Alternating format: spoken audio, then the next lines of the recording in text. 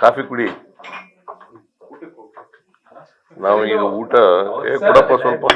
ಲೋಕಸಭಾ ಅಭ್ಯರ್ಥಿಗಳನ್ನು ಫೈನಲ್ ಮಾಡೋ ವಿಚಾರದಲ್ಲಿ ಏನಾದ್ರು ಹೈಕಮಾಂಡ್ ಜೊತೆ ಚರ್ಚೆ ಮಾಡ್ತೀರಾ? ಇನ್ನೂ ಚರ್ಚೆ ಮಾಡಿಲ್ಲ, ನಾಳೆ ಮಾಡ್ತೀವಿ. ನಾಳೆ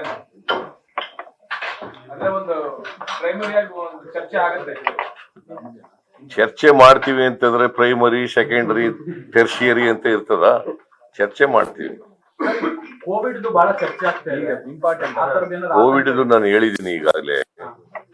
ಏನೇನು ಪ್ರಿವೆಂಟಿವ್ ಮೆಜರ್ಸ್ ಎಲ್ಲ ತಗೋಬೇಕು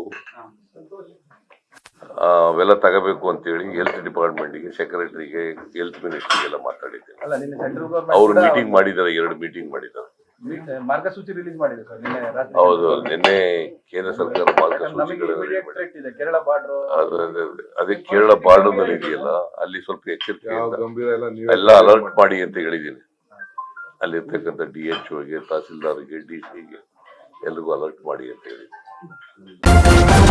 ನ್ಯೂಸ್ ಫಸ್ಟ್, ನಿರ್ಭೀತಿಯಿಂದ ನಿಮ್ಮ ಪರವಾಗಿ.